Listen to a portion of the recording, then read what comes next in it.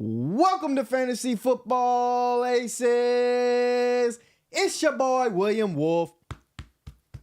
I'm back, and so is my dog, Bree. Fantasy Football Aces moving on to 6-0. 6-0. The last undefeated team left in the diamond. Yeah.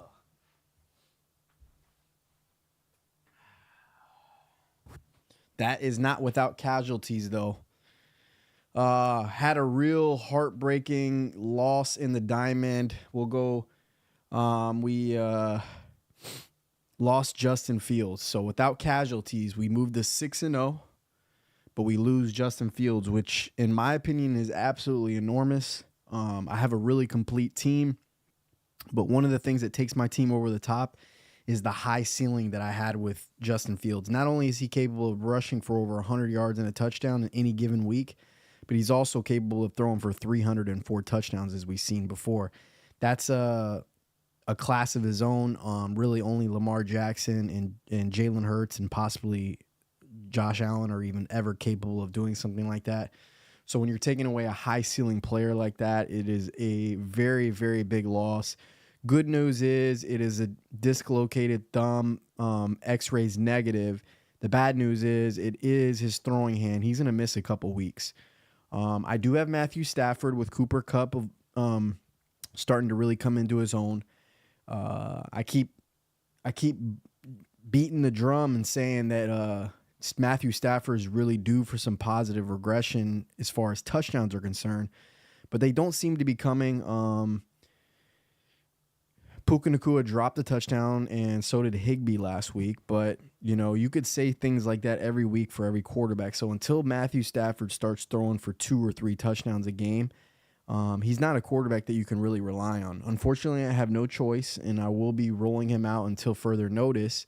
Luckily for me, I have a very complete team outside of that. I'm going to go monitor here. It was a very, very low-scoring week in general in fantasy football. I don't know if you guys saw this, but the games were 11-2 or something like that, 12-2 for unders this past weekend, which means very low scoring, which equals low fantasy football outputs. All that combined equals just not so impressive scores out there. I ended up pulling out a victory 106-91 thanks to Raheem Mostert, who absolutely dominated. As you see in the standings, Fantasy Football Aces 6-0.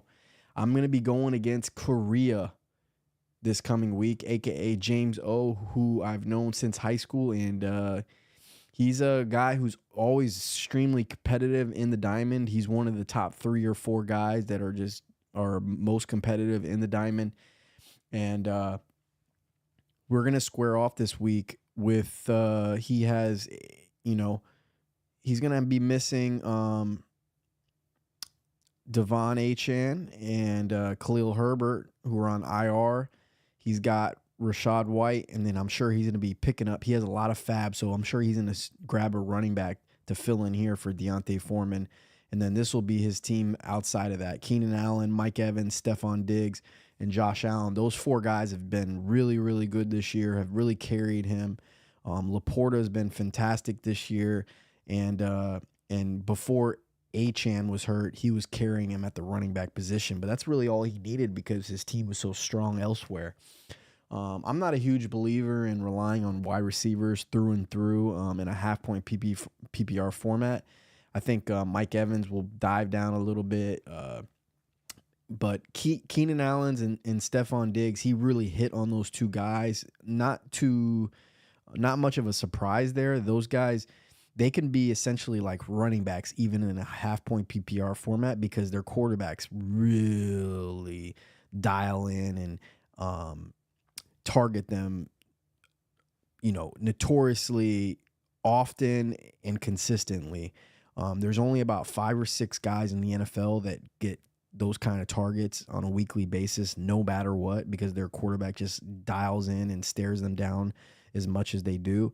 And those 2 guys happen to be on his team, Keenan Allen, Stephon Diggs, along with like Cooper Kupp, and a few others that the quarterback just absolutely stares down the receivers. So, yeah, he can rely on those guys. They're kind of like running backs for him. And then he's got, weaker real running backs, which are like equal to like having bad receivers. His team's definitely beatable without Achane and Herbert. Even with those guys, he's beatable. But, the key in this matchup is hoping that Josh Allen and Stephon Diggs don't go off on you. And they've been going off on everybody every single week. So that's the reason why he's 5-1. He could easily be 6-0 as well. If Achane didn't get hurt, you're looking at a showdown here probably between the top 2 seeds that are both 6-0.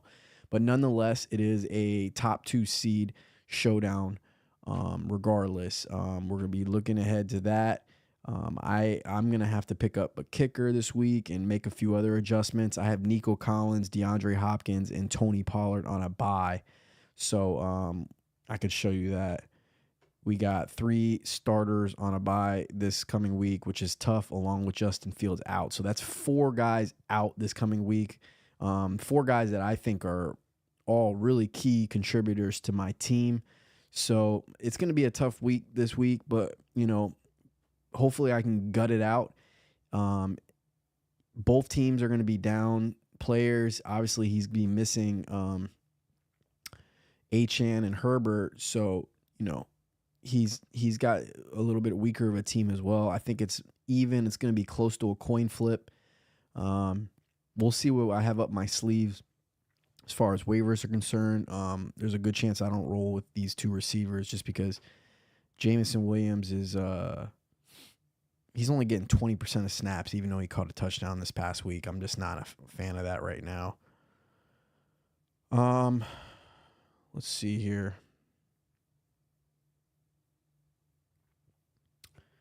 We're not going to react too much to Diamond specifically today. We'll get into that more Thursday. But we will look at transaction trends and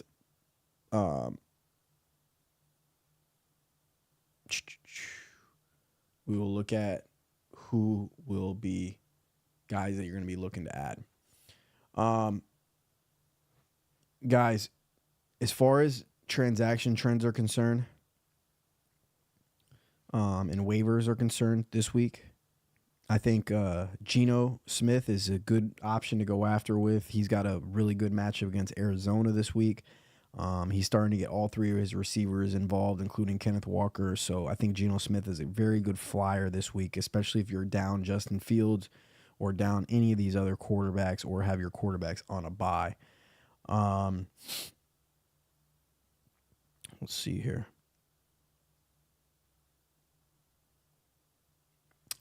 Obviously, Zach Evans is a guy that you're going to be targeting for a rental. If you absolutely need him, you have nobody else, I would go after him quite aggressively. But you have to realize that he's only going to be like a 1 week or a 2 week rental at the most because Kyren Williams is going to be back. It's only an ankle for him.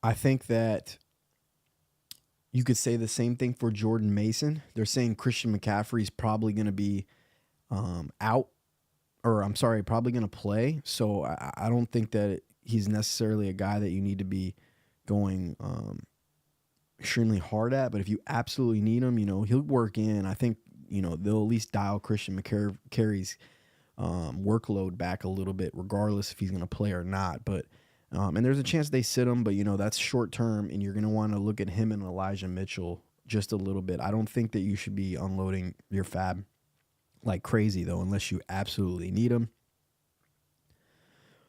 Craig Reynolds for the Detroit Lions is an interesting guy to take a look at simply because Gibbs hasn't been playing. He's been hurt. Who knows what's going to happen with him?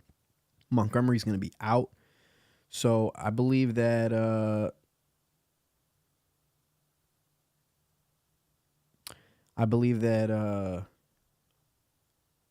he is a good option to go after um, as a rental.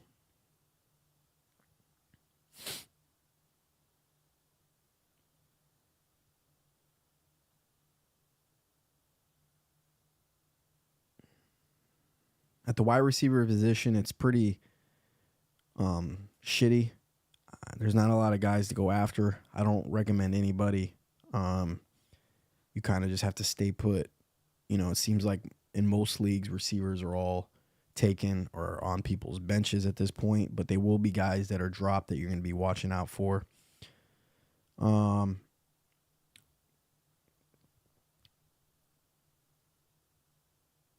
see here.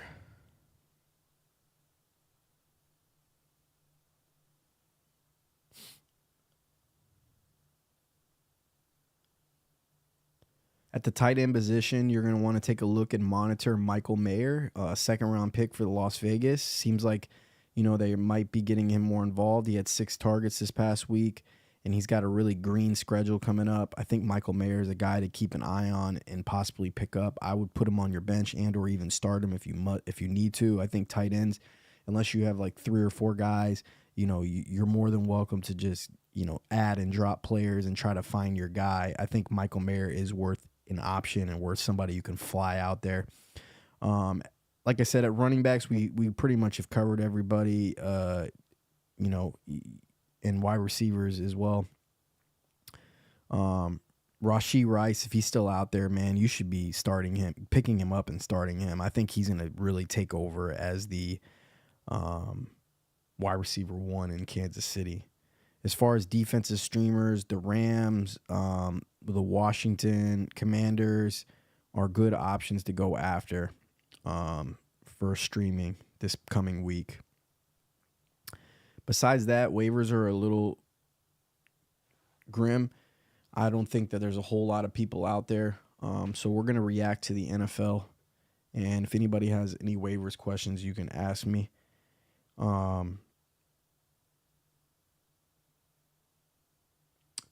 We'll start off with the Chiefs Broncos. I didn't really talk about that Sunday, that game specifically. Again, I just mentioned this. Rashee Rice is a guy that you should be not only should be rostered, but he should probably be started in all leagues going forward. His matchups going forward are extremely green.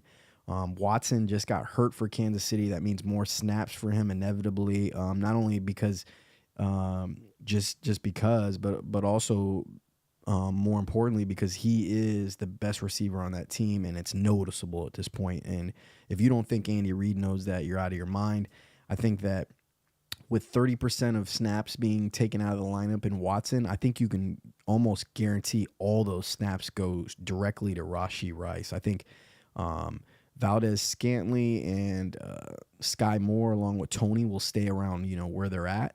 And Rashee will pick up where he goes. I think he'll get up to about 60 to 70% snaps here going forward. If not, at the very least, he's going to be close to 60. And with those snaps, I would imagine he gets 7 or 8 targets a game going forward here. I think you're going to find a guy who's going to essentially be what Juju was, but better, because he's a better player and younger and can move faster and has better hands and he's bigger. So I think Rashee Rice is a guy that can be a league winner, to be honest, in a lot of leagues. Travis Kelce, you're rolling him out there every week. He looks great. Mahomes, same thing. Pacheco, you're extremely excited about him. He's the number 2 guy on that team besides Travis Kelce. On the Broncos side of the ball, Javonte Williams and McClellan, they're going to be sharing the rest of the year. It's a situation that you really don't want to start either one. It kind of sucks. Everybody else on that offense, if you can avoid starting them, you will. Sutton and Judy, in a lot of lineups, you're going to be forced to start him. But more than likely, your team is not a team that's competing for the playoffs right now, and or you're looking like you're under 500 if you're having to play any of these Broncos players. You should have avoided them before the draft started, but at this point, you're in too deep. And more than likely, if you have those kind of players in your lineup, that means that your team's probably not that good, unfortunately. Moving on to the Ravens-Titans. That was a very, very boring game. I went live Sunday during this game at halftime. DeAndre Hopkins looked bad. Tannehill went out. They go on a bye this coming week, so you need Tannehill to come back if you want DeAndre Hopkins to stay relevant. It's not looking good. Derrick Henry, he's a boomer bust kind of player at this point. In that lineup, in that offense, I should say. I think that you can, you're going to have him locked and loaded, and that's obvious. But, you should temper your expectations and realize that, some weeks are going to be great and some weeks are going to be bad. He's only getting 50 to 60% of snaps, which is not good at all. He's not getting any receiving work, essentially. All that work is going to Spears. Spears looks good. They're going to utilize him and hopefully put them both on the same field, on the field at the same time, similarly to some other teams that do that with two running backs. But if they're going to just go 1-for-1 there, it sucks if you're a DeAndre Hopkins owner, because Spears looks good and it makes them, like, both of them really have a low ceiling because of that, being 50-50. And that's just why you want to try to avoid those 50-50 splits unless you have to play them. Mark Andrews is a guy that you can definitely start. That you're definitely happy about, I should say, but you would like to see the Ravens throw it to him more. You'd like to see him get more involved in the offense, but he's a viable tight end, one of the better ones. He's just not going to be blowing up. It's literally Travis Kelce, and that's it when it comes to tight ends right now. Everybody else is about the same, dude.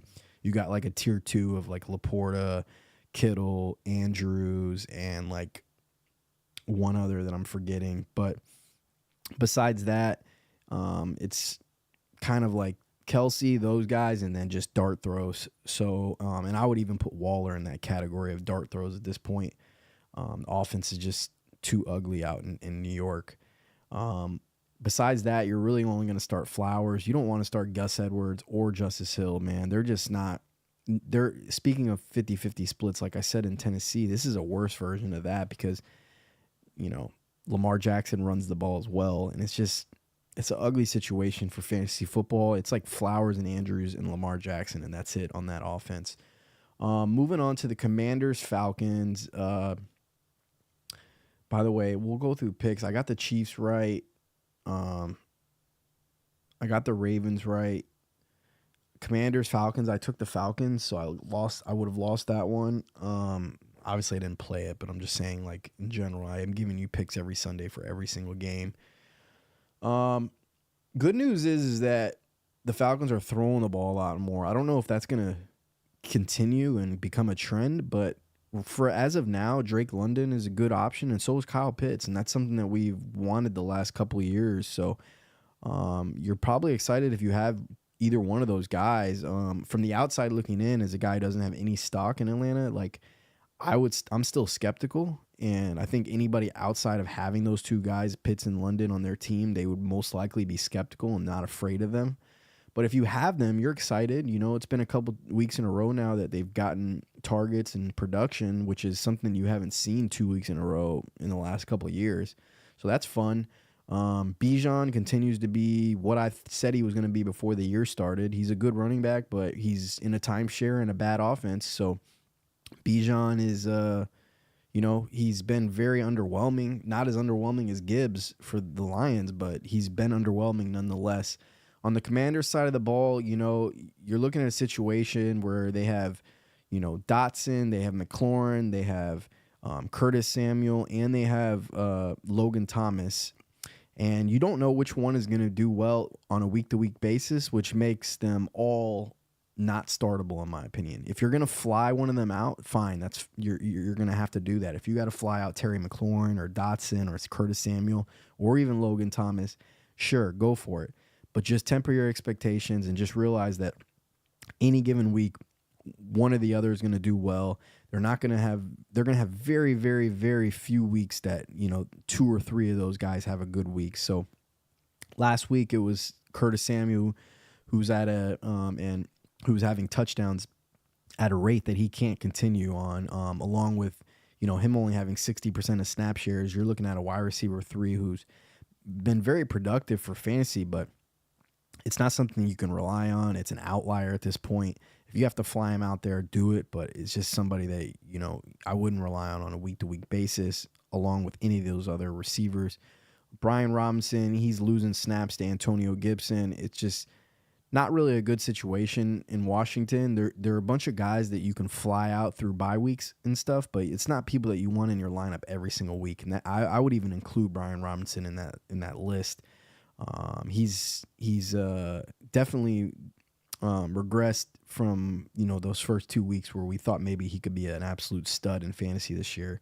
It's just not going to be the case. The offense is not good enough, and Antonio Gibson is starting to eat into his timeshare a little bit. Moving on to the Vikings-Bears, obviously I lost Justin Fields this past week. I still got a win in the diamond, but I am extremely sad about it. I'm not happy. I was really looking forward to rolling out with Justin Fields last week against Minnesota, this coming week against Vegas, and then the following week against the LA Chargers. I thought we were going to go on a run where we maybe score 30 points plus 5 weeks in a row, which would have solidified us as possibly the QB1 in all of fantasy, which is what I predicted before the year started because how easy that schedule did look. And believe me, I looked at that when I was going after Justin, because for me, it was in between Jalen Hurts and Justin Fields is who I wanted to be my fantasy quarterback this year. And I leaned heavily towards Justin Fields simply because they improved their offensive line, got DJ Moore in town, and most importantly, because the schedule just looks so soft with them playing so many bad teams and defenses. I thought Justin could have an incredible year. This injury is really going to suck. It's one of those injuries that is going to linger probably all year. I think the best bet as a Justin Fields owner is, they hold him out 3 weeks and let him get 100% healthy. So that way there's no nothing holding him back or causing him to throw bad throws. I would, luckily for us, our legs are still fine, which is his number one asset. But it's his throwing hand, guys. So you got to get that rested up. I hope they rest him for the next 2 weeks, and then we get him back against the LA Chargers. Against the it will be against the Carolina Panthers in Week 10, which I'd be fine with that. Besides that, DJ Moore's value goes down tremendously now without Fields, but you're still throwing him out there. Kmet, you can't even start him, I don't think, now that Fields is hurt. You're going to take him out of your lineup and try to find somebody else like that Vegas tight end that we talked about earlier. You're not starting anybody else. And, you're probably, if you're desperate, you're going to be starting Roschon Johnson these coming weeks while Herbert is on the IR. But I would really, really temper your expectations and not be that excited about Roschon without Fields. I just think they're going to be losing a lot of games with a bad defense. So it's not going to be any game scripts that Roschon can really excel in. And on top of that, the offense, people aren't going to respect this rookie quarterback. They're going to be trying to stop Roschon. And the offensive line's not that great either. So it's bad news, Bears, for the Bears. Bad news, Bears, for sure. On the Vikings side of the ball, dude, this is a team that I've been down on before the year started. I said stay away from all Vikings. Justin Jefferson goes down. Now you see the result. They barely could move the ball against a Bears team that is one of the worst secondaries and one of the worst defenses in the NFL, worst pass rushers in the NFL. As that schedule gets a little tougher for the Vikings, man, it's going to be ugly for Kirk Cousins, man. You're going to see some really dirty dog shit days for Kirk Cousins, and you're not going to like that, Kurt and Kurt owners. I would try to pivot and find yourself another quarterback. Possibly if somebody drops CJ Stroud during this bye week, go after him or anybody else that you possibly can get your hands on. I just think that Kirk Cousins is going to be really struggling now until they get Justin Jefferson back, frankly. I wouldn't really be excited about throwing Osborne out there or Addison going forward. I think Hawkinson is just fine. He's in that tier 2 that we were talking about earlier, the same tier as Mark Andrews and Laporta and Kittle and those guys. So you're going to be starting him no matter what, and you're obviously going to be starting Addison. But your expectations should be low. I just don't see a lot of I don't see them scoring a lot of points and moving the chains consistently, which means that those guys aren't going to have the big days that often. If they couldn't do it against the Bears, trust me, they're not going to do it against a lot of other teams. Seahawks, Bengals.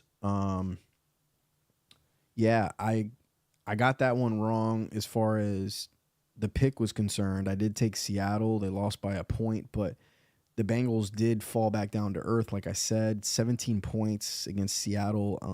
To me, that was kind of predictable. I think that they're going to be struggling the rest of the year, but their defense is good. They're going to win games this way. Cincinnati is. And I imagine they will get better as the year progresses offensively like they always do. But Mixon has been dreadful. You're still going to be starting him no matter what, along with Joe Mixon and with Jamar Chase and Higgins if Higgins is playing. Joe Burrow, you're still throwing him out there. You drafted him. There's not any really better options. So, you're just going to throw him out there. I kind of put him in equivalent to a Stafford right now. Joe Burrow and Stafford, they're the same. They got really good weapons, but their offensive line is mediocre at best. And their run game's mediocre at best. I know Kyron Williams is having a good year right now with the Rams, but he's hurt now. So I would put those two teams close to being equivalent, and Joe Burrow and Stafford being equivalent. They're going to have some big games here and there, but weekly, it's not going to be somebody you can rely on. Hopefully your team is built strong everywhere else. Luckily for me, that is the case. I have a really good team outside of the quarterback. So I don't necessarily need those high ceiling games, but I need Justin Fields back because that's really what makes my team the favorite to win the Super Bowl this year. Without him, I'm a beatable team for sure. I need that high ceiling from Justin Fields with the weak schedule that he had and has. Seahawks side of the ball, on the road against Cincinnati, I think that was a little bit predictable, but DK Metcalf, he's having a mediocre season so far this year. Lockett's having about what you would think he would. And the rookie, JSN, he's been disappointing along with Quentin Johnston and along with really every rookie receiver. Addison's done okay, but he's been a little besides him catching touchdowns at a rate that he probably shouldn't be catching them. He's been disappointing as well. So rookie receivers really aren't doing much. And Kenneth Walker next week against Arizona is a option that you're really excited about. Kenneth Walker's been a stud this year, and he is the glowing asset on the Seahawks right now. Hopefully DK Metcalf can pick it up. And like I said earlier, Geno Smith is a very good option to stream this coming week if you can target him on waivers against the Arizona Cardinals. Moving on to the 49ers-Browns game, I thought that was an extremely fishy line. To be honest, if Deshaun Watson was playing in that game, that would have been my sharp pick of the week. But I just couldn't fathom putting money on a team that has a backup quarterback against the 49ers. But overall, though, I still liked since the Browns with that line. I thought it was a really fishy line. I think I said something like, bet on the 49ers without Watson because the 49ers have covered every other spread this year essentially. And it's just like, why not? Don't break what's that saying? Don't fix what's not broken or something like that. So yeah, but it was a fishy line. It was the reason I would have stayed away from that game. And as you see, the Browns won outright, and Cleveland's defense is for real. As far as offense is concerned, I don't really want to start anybody on that offense at all. Literally nobody. I don't want to start anybody. You're going to start Cooper if you have to, and Ford maybe, and Kareem Hunt if you have to on through bye weeks as flyers, but you're not excited about it. That offense is not good. I can see a world where you start Ford or Kareem Hunt against bad rushing defenses. But outside of that, I don't really want any stock in any Brown, and I wouldn't be playing him in any daily fantasy. We talked about the 49ers and the CMC situation already. Besides that, Debo is hurt. I have a really itchy nose, by the way. I'm not picking at it. It's just really itchy. I think just been a little sick for a couple weeks. Not like sick where like I'm dying or anything like that, but it's just something that's lingering, and it's really like mostly my nose, man. Like, but anyways, Debo's hurt. Monitor that. He's been hurt off and on a lot this year, man. If you can get him out of your lineup, get him out of your lineup, man, because he's been screwing you over quite a bit here. In-game injuries and getting pulled from games and just not, he went out on that 1 week a couple weeks ago, and he was essentially just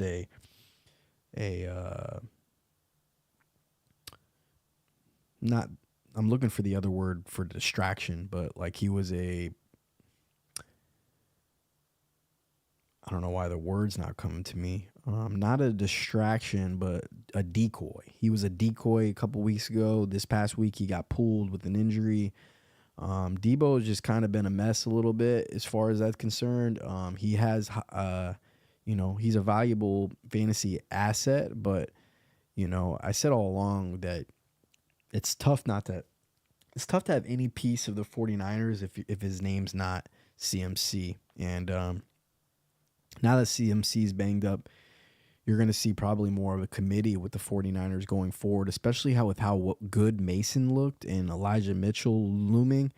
I think that you're looking at an offense that's going to change a little bit, and they're going to kind of coast into the playoffs now with, saving CMC for those playoff games where they can unload him as like a 90% snap share guy again in the playoffs. But I think they're going to want to get him healthy, and I think over the next 6 weeks, you're going to see like a different kind of a snap share as far as the running backs are concerned, which makes, Mason or Elijah Mitchell a valuable asset to pick up in fantasy now.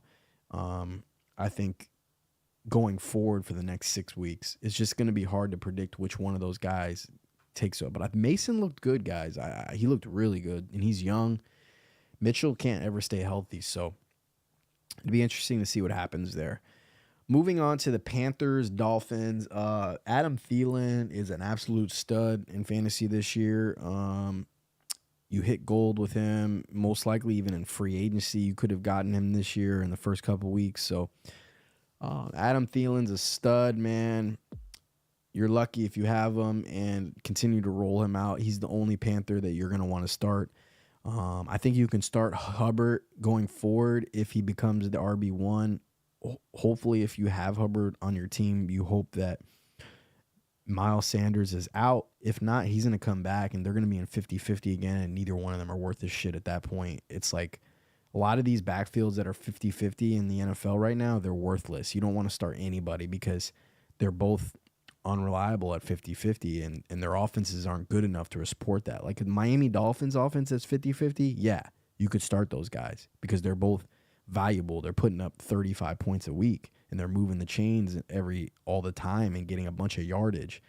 So yeah, those guys are viable. But when you're in offenses that are putting up 200 to 300 yards a game in total offense, and they're not moving the chains on third down, they're not getting a lot of red zone opportunities. If you're in a 50-50 timeshare, you don't want to start either one of them. You're just going to get your butt kicked in fantasy, man. You need to find other options. And or maybe consolidate, try to trade a couple pieces for one, find a desperate team that can want to do that, but it's going to be difficult. On the Miami side of the ball, Raheem Mostert is the best fantasy football player this year, bar none. Christian McCaffrey's got him outscored just slightly, but Mostert's right there with him, and he's a guy that you could have got for $1 or a couple of dollars in salary cap and or in redrafts snakes. You could have got him super late and or maybe even a free agency pickup, depending on when you drafted before or after, if they announced Jeff Wilson on the IR this year during draft season. But Waddle, Tyreek, Mostert, anybody who's their RB2, if it's Jeff Wilson, if it's Ahmed, or when Achane comes back, those guys are all going to be must starts every single week, no matter who they're facing, including the Philadelphia Eagles this coming week. Moving on to the Colts Jaguars.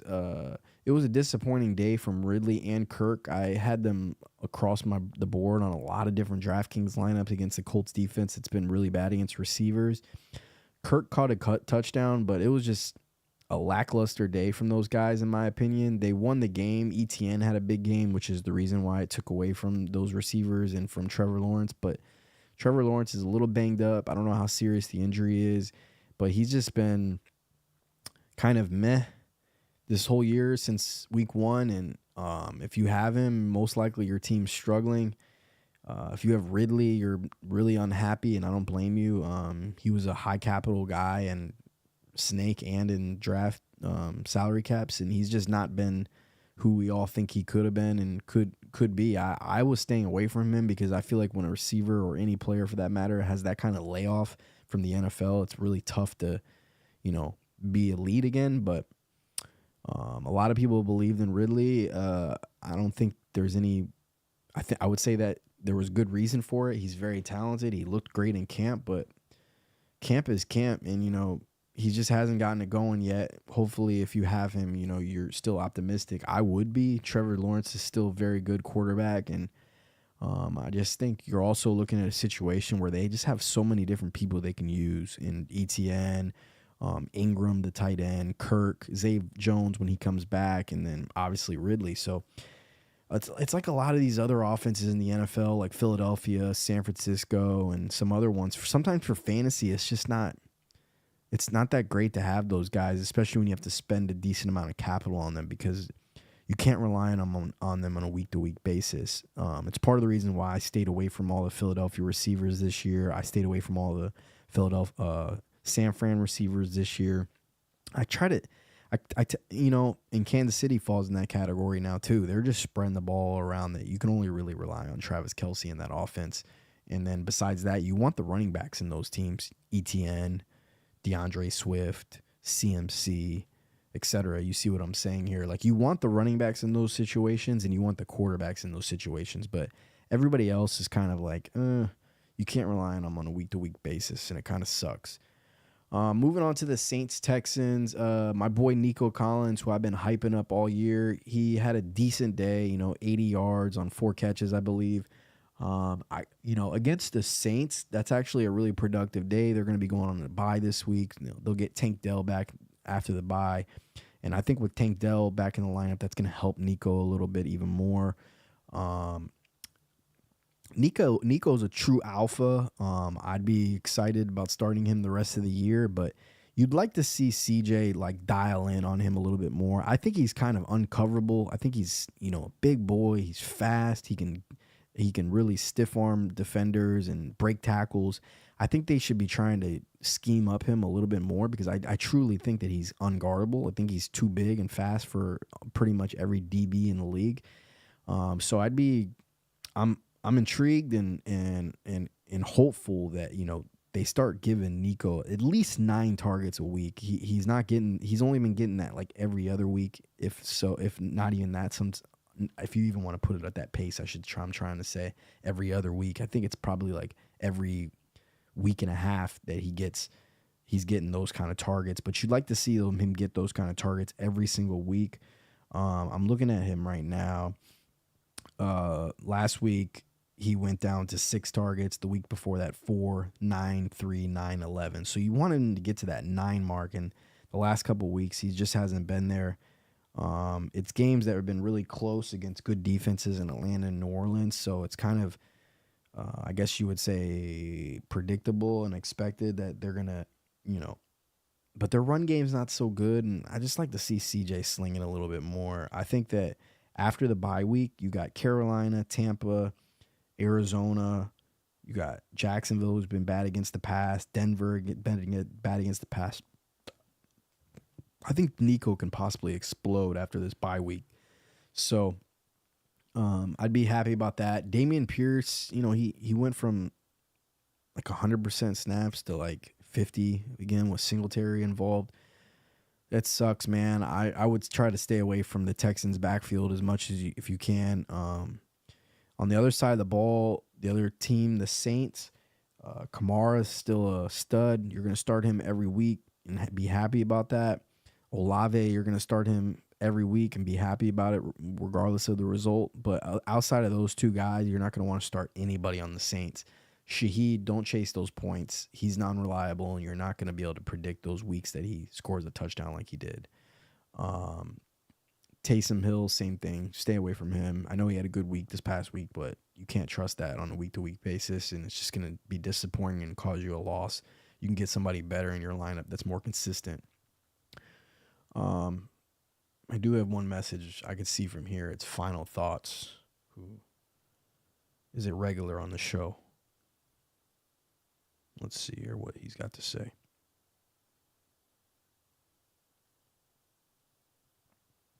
I picked up Mason and Craig Reynolds, but I'm 1-5 because Mike Williams and Achane are hurt.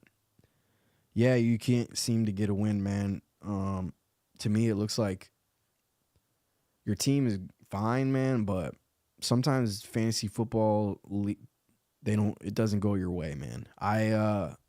In this league, I'm 6-0. The big money league, the league that this podcast is really all about, the Diamond League. But I'm in another league that I'm 1-5, and my draft wasn't horrible. I had AJ Brown, I had St. Brown, I have Travis Kelce.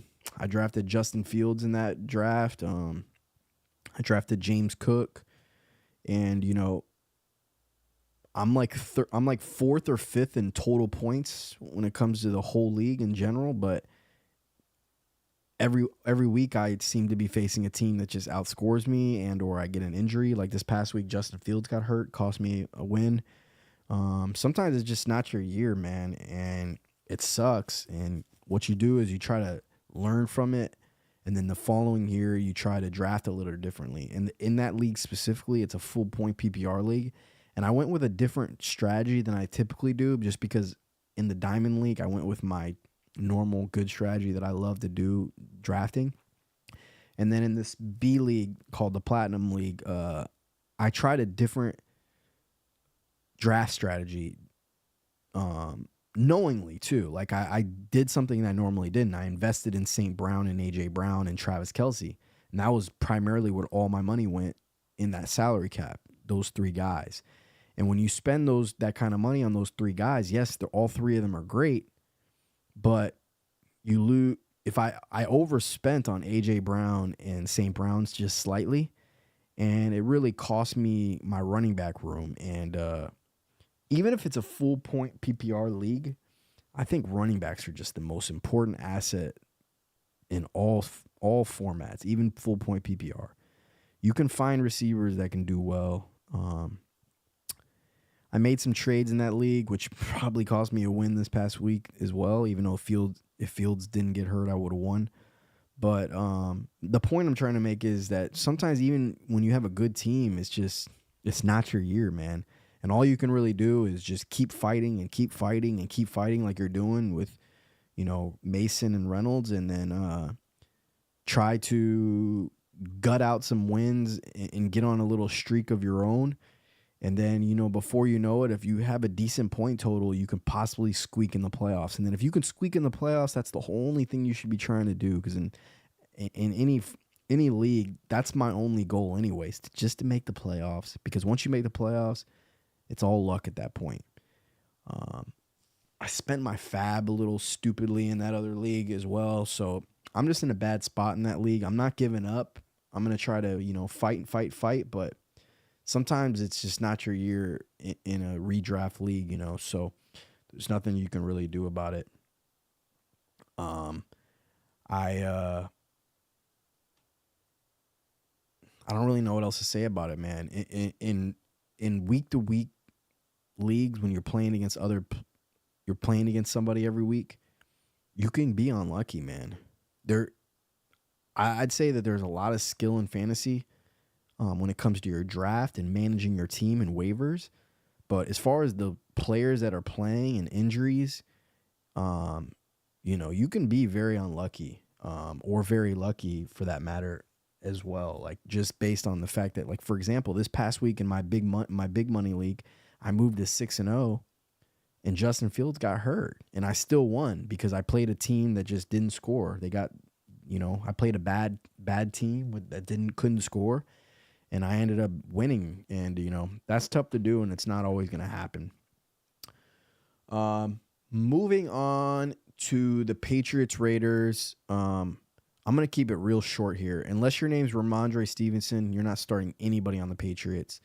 And on the Raiders side of the ball, you're starting Josh Jacobs, Myers, and Devontae Adams. I talked about that tight end that they had, and they got in the second round. So if you're tight end needy, I would possibly be targeting him this week. And once again, his name is Michael Mayer, second round pick for the Vegas Raiders. They're 3-3. They play the Bears this coming week, so I think all is go for the Raiders as far as they're concerned. You could start Myers, Adams, Jacobs, and Mayer against the Bears this coming week, and be optimistic about it. Moving on to the Rams Cardinals, Stafford, had a very disappointing day, but it was because Kyren Williams had such a big day and because Puka Nacua and Higbee both dropped a touchdown. I talked about that earlier. It seems like things are not going Stafford's way as far as fantasy football production is concerned this year. He's too good. His weapons are too good, and he's throwing for too many yards to have such little amount of touchdowns. And I still genuinely feel like positive regression will come his way. I think if you're starting Stafford on a week-to-week basis, you do have bigger days ahead of you. His ceiling is 1,000% limited because he doesn't run at all. And Kyren Williams has been that successful on the ground. But with Cooper Kupp and Puka Nacua along with Tutu Atwell, with Sean McVay dialing it up, I just don't see any way possible that he doesn't have a 3 or 4 touchdown game here coming soon. It could come against the Pittsburgh Steelers this coming week. Cooper Kupp looks great. Puka is going to continue to do what he does, and I think it's a matter of time before Tutu Atwell catches a bomb too. He caught a couple bombs a few years ago with Stafford. He was pretty good without Stafford last year. I don't see why Tutu doesn't get loose eventually here soon. Man, I really believe that the Rams and Stafford are going to have bigger fantasy football production going forward. On the Cardinals side of the ball, I've said this all along, and, I know Connor and Hollywood Brown have been productive, but I don't really want to start anybody on the Cardinals on a week-to-week basis. They're starting to come back down to earth here as far as even fantasy is concerned. Dobbs hasn't looked good the last couple of weeks like he did in the beginning of the year. I think people have tape on him now, and they're figuring out what the Cardinals are doing, and they're going to start locking that shit up pretty badly. Until Connor comes back, I don't want to start any of those running backs. I wouldn't start any of those running backs, not even if I was forced to. And, you're possibly going to throw out Hollywood Brown, but, I wouldn't be optimistic or excited about it. You're just kind of starting Hollywood Brown most likely because you have to. Moving on to the Eagles-Jets, DeAndre Swift, he's a true RB1 this year, and, he's only getting 60% of snaps in a situation where he looks light years better than Gainwell. So I think that outside of his fumble, which was a bad fumble and something that could have, you could argue, cost them the game,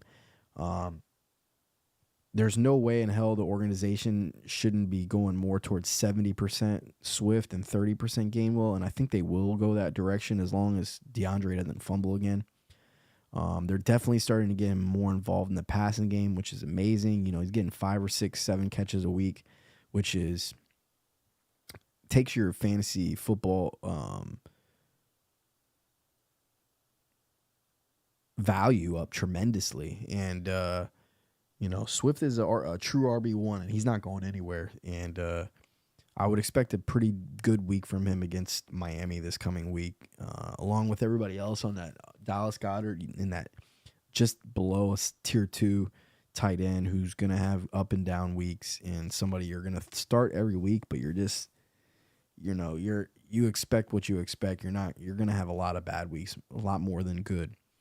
On the Jets side of the ball, Breece Hall looks absolutely fantastic. against the Eagles, he got locked up, but that was predictable. The Eagles have one of the top 2 run defenses in the NFL. Even without Jalen Carter in that game, they're going to lock up the run with Jordan Davis and Fletcher Cox. But even with those guys playing tremendous run defense, he still looked really good. And I'm talking about just the eye test. They let him in on that rushing touchdown, so I wouldn't really think too much of that. It kind of saved his day as far as fantasy football is concerned. But the Jets going forward with Breece Hall, he's gonna be an RB1. He looks absolutely terrific, and they're unleashing him at this point. Dalvin Cook's not getting any work. Besides that, though, I don't want to start anybody on that offense, and that includes Garrett Wilson, man. Of course, you're going to start him if you have to. He has an ankle injury now. They're on a bye. So, after the ankle injury, he'll be back. But damn, man, I wouldn't be too excited about starting him on a week-to-week basis. If you have him and you're starting him, most likely you just have to, and it sucks. But if you're in a 2-receiver format, and you have other good receivers, I would get Garrett Wilson out of your lineup as much as you can. Moving on to the Lions-Buccaneers. This is an interesting one because I'm a huge Jameson Williams fan, but the Lions don't seem to be as big of a fan as I am. I think that he gets really bad publicity with these drops. Yesterday he ran a 13-yard, 15-yard round stop curl route against the defense, and the separation was absolutely incredible. He had the cornerback on his heels. When he made the stop 13 yards down the field, he was just butt naked. Jared Goff had pressure in his face, and he threw a really underthrown ball that Jameson had to come back for, and did drop, but I don't know, man. I'm really being objective about this. I'm not trying to get in my feelings about it, but just being honest, the first drop of the year, the Jared Goff was throwing him into a linebacker who he was going to get crushed, and I don't mind him dropping that ball or even whatnot, even though that's a worse drop than this past Sunday. This past Sunday, it's a ball that he should probably catch, but if Jared Goff can put that on him, I think he can catch that and maybe even score, man. That's how much separation he had, and that's how much athletic ability and speed I think that he has, where if he catches that ball upright, I think he can make a move and go to the house there. Who knows how many yards that turns into. I just really want them to I don't think you could start Jameson Williams unless you have to. They had Josh Reynolds at 80% snaps and St. Brown at 90% and everybody else 20%. So it's tough to want to start him. He did make a good play on the touchdown. I don't imagine teams, giving that up very often against the Lions. I think without David Montgomery, teams will be trying to stop the run. As you need Montgomery for Jameson Williams, in other words, is what I'm trying to say, because when Montgomery's running the ball hard, that's going to possibly leave those deep one-on-one balls for Jameson. But the only way Jameson could be the star that I know he can be is if the Lions start giving him 60 to 70% snap share, and it doesn't look like they're going to do that. It looks like they're going to roll with Josh Reynolds for the time being, and unless Josh Reynolds gets hurt or St. Brown is hurt again, I think Jameson's going to be a part-time player for really the rest of the year. And I think, next year could be the year that Jameson gets that true 90% snap share wide receiver 1, wide receiver 2 snaps. But until then, he's a boomer bust player who's touchdown reliant, and I wouldn't want to start him. You're going to be starting St. Brown. We talked about the Lions situation. You're going to possibly go after the backup that Final Thoughts was talking about. But more than likely, Jahmyr Gibbs is going to be the guy in that offense this coming week, not Craig Reynolds. So I would be, excited about Gibbs this coming week.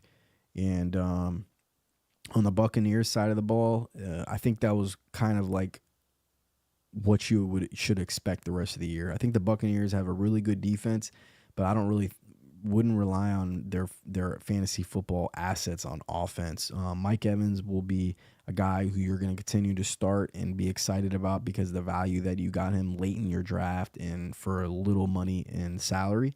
But overall, though, he's still going to be up and down, as all receivers are in the NFL and fantasy, most of them, I should say. And I think it's going to be more bad than good going forward. Godwin, if you have to start him, you're most likely your team's way under 500. I wouldn't be starting Chris Godwin at all unless you have to. And Rashad White, you're gonna better days will come for Rashad White, but I wouldn't have drafted him. Let's put it like that. That's your issue. When you draft him, you're gonna start him. You're not taking him out of your lineup. He's the 3-down horse dog in that offense, but the problem is just it's not a good offense. Moving on to the Giants Bills. Saquon Barkley looked great. He looked like he's back. He's the only person I would start on the Giants. I wouldn't start another soul, and that includes Darren Waller. Darren Waller's a dart throw. You could put him out there if you want, but don't expect much. And if you can find another tight end who has a better matchup on a week-to-week basis, I would dart throw your tight end position. Darren Waller's not a lock and load player, in my opinion, for the Giants. Wan'Dale Robinson's an interesting guy in full point PPR. I think that you can get him in your lineup if you need to, but he should be just a fill-in guy. He's not a guy that you're going to throw in every single week for your fantasy football team. On the Bills side of the ball, James Cook is looking good, but he's not getting the full amount of snaps that he should. Latavius Murray's getting, a decent amount of snaps. He's getting the goal line work. Seems like he's even getting the 2-minute offense work, which is a little bizarre. A 33-year-old running back. I know it's just because he's a better pass blocker, but I don't really understand it. Damian Harris getting hurt was actually good news for James Cook, simply because now it's only going to be a 2-person share, which will be like probably 60%, 40% in favor of James Cook. James Cook is still the running back to be owned. You don't really want to start Latavius Murray ever in any situation unless James Cook is hurt. But it's starting to turn into a situation where you're not really happy about starting James Cook either. So it's like, if anything, you're starting Stephon Diggs, Josh Allen, a boomer bust Gabe Davis, and then you're starting James Cook if you have to. But like you don't really want to, and you're not really super optimistic about his output on a week-to-week basis, unless he starts to get 70% snap share again, because they're not really throwing the ball to him. And as I said, man, he's not on the field enough, man. Latavius is playing way too much. And that doesn't make Latavius an actual guy to go after either, because you don't want to start Latavius. He's super super touchdown reliant. And their offense really just isn't putting up enough points and moving the chains enough on third down to like really support those two kind of running backs. It's the same thing that I've been saying about all these other situations where there's 50-50. The Ravens, Justin Hill and Gus Edwards, the Broncos, Javonte and McLaurin, the Titans, Derrick Henry and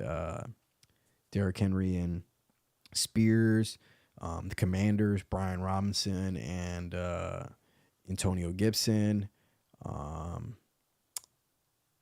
Let me name some more. The Browns, Ford and Kareem Hunt.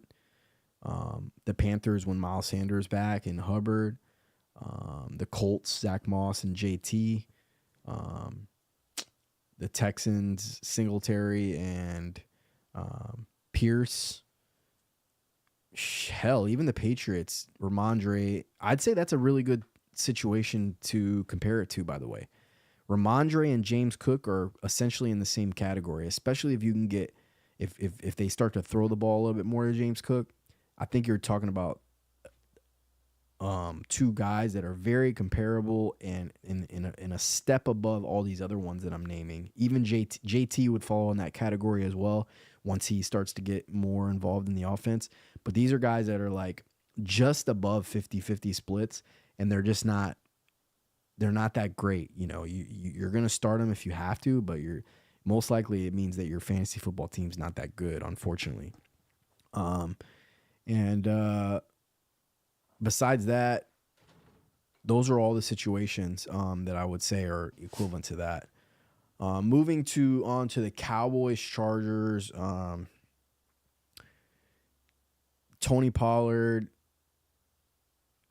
I'm gonna be honest about it. Their offensive line is not nearly as good as it has been the last 3 or 4 years. they finally have flipped. That Dallas offensive line was top 5 in the NFL for a long time, and it's that run is over with. They could not block yesterday against the Chargers, and the Chargers defense and specifically their run defense is below average, and they just absolutely locked up Tony Pollard. One thing I will critique about Tony, and I hope that his coaches critique him about this, is that he's just getting the ball and running full steam ahead into his blocking, and opposed to being more patient and possibly bouncing it outside a little bit more. It's a combination of really bad blocking and also Tony just like, for whatever reason, he doesn't have his full confidence right now. He's just not running the ball the way I would normally see him run the ball. He's literally getting the ball and just running full speed at straight ahead, almost like a Latavius Murray kind of like, almost like just a running back who's just not talented, who's just trying to get the most out of yards as he can, like Elijah Mitchell, kind of like those kind of runners that they get the ball and they just hit it as hard as they can, which is good to hit it hard. But I prefer a talented running back like Tony, when possible, because I know it's not possible because their blocking's been so fucking bad, to, be a little bit more patient and turn those 2-yard gains into 5-yard gains. I think that's what he's missing right now. But I also think that the offensive line is just really bad this year. And the only way that Tony's going to have the kind of year that I thought he could have before the year started is if they pass the ball a lot more to him, which they did this past week. He had 7-8 catches.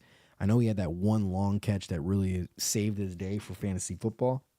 But even that volume alone is great because he'll get the yardage rushing regardless normally. So if he gets those 6 or 7 catches for 30 yards, that's humongous for fantasy football. And also, Dak missed him on a touchdown on a little wheel route as well. It was more actually not even a wheel route. It was like a fake out and up, essentially, out of the backfield. He had the linebacker beat. It was a bad throw by Dak Prescott, or else that's a touchdown. So Tony's going to be an RB1 this year, but RB1 is not what I expected. I expected top 2, top 3 running back. I expected CMC numbers and or the numbers that you're seeing from Raheem Mostert this year. I expected those kind of numbers from Tony Pollard this year, and that's not the numbers you're going to get. I can tell you right now, that's not going to turn around. It's not going to get to that point either. He's more of like, he's just an RB1, and RB1s are good, man. You're very happy if you got Tony Pollard as an RB1, and I'm very happy I have Tony Pollard, but it's not like one of those guys that's a league winner. Luckily for me, I have Raheem Mostert, so I don't need the Tony Pollard that I expected. Essentially, Raheem Mostert is what I expected Tony Pollard to be, if that makes sense. And, but, as I said, man, the Cowboys offensive line is just not, they finally have turned the corner. They're not the same offensive line that just dominates like they used to. They're not pushing defensive linemen back, and Tony is getting hit at the line of scrimmage or in the backfield opposed to like a yard down the field where, they're opening up big holes. You don't see anything wide open for Tony all year. You haven't seen it all year. There hasn't been a hole that's just been that he can just gash through like you see DeAndre Swift do sometimes. It just hasn't been there for Tony. So they're going to have to – they know that he's their best player on their offense, arguably outside of maybe CeeDee Lamb, depending on your opinion. But they know that they need to get him 20-plus touches a game, which they did this past week, even with – if it's through the air, it's through the air. They did 2 screen passes to him last week, which they need to do a lot more of. Both screen passes they did had potential to go for at least 30 yards plus. Tony ended up getting about 9 or 10 yards on each of those, and that's extremely productive. So I think that they need to work that in a little bit more, especially as their offensive line struggles and these defensive linemen are getting upfield on them trying to sack Dak Prescott. They need to work in these wide running back screen passes a little bit more. So, that's where they're going to get the production there. Outside of that, man, you're going to be starting CeeDee Lamb on a week-to-week basis. Obviously, he's a true wide receiver 1, and he's a stud.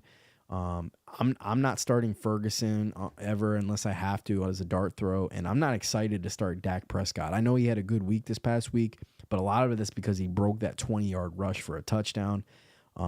He's, I mean, one thing that impressed me last night is that he was able to scramble quite a bit and make plays off the scramble, but he's not fast enough and athletic enough to do that on a regular basis. A lot of those plays in the future, and as you've seen this year already, are going to be sacks. They're not actually going to be him scrambling and getting away and then making these throws that he did to like CeeDee Lamb or that play that he threw to Tony Pollard for like a 60-yard play. Those plays are going to be a dime a dozen going forward. I think luck was just more on his side yesterday, and he was able to get out of the pocket and scramble a little bit, which is something I don't predict him doing on a regular basis. I think those are going to turn into sacks more than likely, usually. And their offense just looks very mediocre. Mike McCarthy, he's old, man. He's not innovative. His play calling sucks. So, I guess the moral of the story I'm trying to make here is that, you're going to start CeeDee Lamb and Tony Pollard, and they're going to be probably wide receiver ones and RB ones, but they're not going to be the superstar fantasy football superstars that you thought they possibly could be before the year started. On the Chargers side of the ball, man, you could drop Quentin Johnston, man. To me, that's an embarrassing situation. You draft a guy as a first round pick, which you don't really need him. You have Mike Williams, who obviously you drafted to replace Mike Williams in the future, right? Because you're not going to re-sign Mike Williams, so you draft Quentin Johnston. I do understand that thought process, I guess. But in a team that's trying to win a Super Bowl right now, that Quentin Johnston pick is absolutely mind-boggling when you consider the fact that they're not playing the kid. He played only 30 to 40% of snaps last week. He only got targeted twice. He was essentially running cardio out there every time he was on the outside as an X. I saw Herbert look at him probably three or four times, but then turned away and looked at somebody else. I just imagine he's not open, which is definitely probably the case. But Palmer is their true wide receiver 2. And that offense is turned into kind of like a Bills offense where essentially Keenan Allen is the Stephon Diggs. Like Justin Herbert is literally going to just be staring Keenan Allen down all the time. And then Eckler is going to be involved, and that's about it. I wouldn't want to be starting anybody else in that offense right now, including Palmer. Palmer is going to be a boomer bust guy, similar to like the way Gabe Davis is for the Bills. So you're going to start Palmer if you have to, and you most likely will. And I don't mind you starting Palmer, but just expect that it's going to be a boomer bust kind of situation. Keenan Allen is going to be force fed, and then Eckler is going to be a star. That's how that's going to go. Quentin Johnston is a guy that you can literally drop. The only way that he ever should be starting in your lineup is if Palmer or Keenan Allen gets hurt, and if that happens, then it's gonna be another bidding war for him in the fab in waivers to try to get Quentin Johnston. But until one of those injuries happen, just drop Quentin Johnston. He's done. Pick 2, half-point PPR: Kamara, James Cook, Gibbs, Jeff Wilson Jr. Well, you can take Jeff Wilson Jr. out of that equation until he is going to play and that he proves that he's going to play more than 30% of snaps. You're not going to start him. Kamara is a must start. You're not going to take Kamara out of your lineup at all. So it's between James Cook and Jahmyr Gibbs in that situation. James Cook is going against the Patriots this coming week. I think that's a great matchup for him to really have a bounce back week after 2 slower weeks. But if Jahmyr Gibbs is going to play this coming week, you're starting Jahmyr Gibbs because Montgomery's out. So Gibbs should, in theory, get 70 to 80% of snaps. I don't see why he wouldn't. I believe that if he's a full participant in practice this week, Jahmyr Gibbs, he's a must start for you in this league. So you would be, and anybody out there, if you have Jahmyr Gibbs and he gets full participant in practice Thursday and Friday this week, you're really excited to put him in your lineup this coming week. If he is a questionable tag all week and then he's a questionable tag going into Sunday, then I would start James Cook. And it would be James Cook and Kamara. I say that because if that happens, there's a good chance that Gibbs only plays like 40 to 50% of snaps, and then they give this kid all the run, Craig Reynolds, as a run, and then you're going to be disappointed. But if he is a full participant this week in practice, you're going to start Jahmyr Gibbs for sure. But those are good options, man. Between Kamara, James Cook, and Gibbs this coming week, those are good options to have. And even Jeff Wilson Jr., when he finally is actually the true RB2 and or getting 50-50 work with Mostert, he's going to be a must start for you. And then at that point, I think it would be Kamara and Jeff Wilson. But then you have really two good backups with James Cook and Kamara, or James Cook and Gibbs. So that's a good running back room. I'd be very happy about that running back room, and I'd play the matchups pretty much throughout the rest of the year. And you have to monitor this situation with Montgomery and Gibbs as far as the Lions are concerned, but you want a piece of that offense, man. The Lions, they have one of the best offenses in the NFL. If Jamison Williams can start getting more snaps, he's a must start. Laporte is a must start. Their starting running back is a must start. If Gibbs is in the lineup, he's pretty much a must start.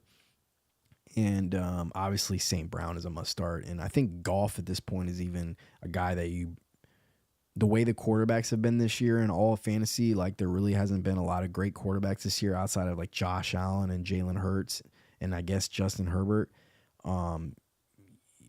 It's been kind of a shit show at the quarterback position. So I think Goff is actually a really good option. That'll do it though for waivers and NFL reactions for week 6. Fantasy Football Aces has moved on to 6-0. Very excited about this coming week. It'll be the top 2 seeds, me and James O. Korea going at it. I have a lot of buys this week, but I know I can still pull off the win. I still have a really good, strong lineup, and I am ready to go week 7. So until then, if you missed when I talked about waivers earlier today, go and rewatch the beginning of this episode, and you'll see what I said about the waivers. I don't think there's a lot of guys this week, but if you need running back help, there is 3 or 4 guys that you can rent for a week or 2. So go after them. If Roschon Johnson's in waivers, I think he's a guy that you should target on top of everybody there because he's going to be the RB1 until Khalil Herbert gets back. I did get one more question, and then I'll head out of here.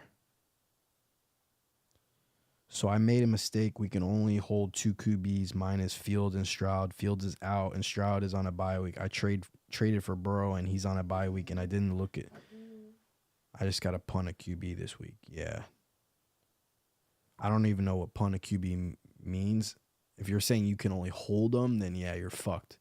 But if not, I'd drop Stroud and pick up like somebody and just throw him out there, dude. I know it sucks to drop Stroud, but if you traded for Burrow, I don't know who you traded though. So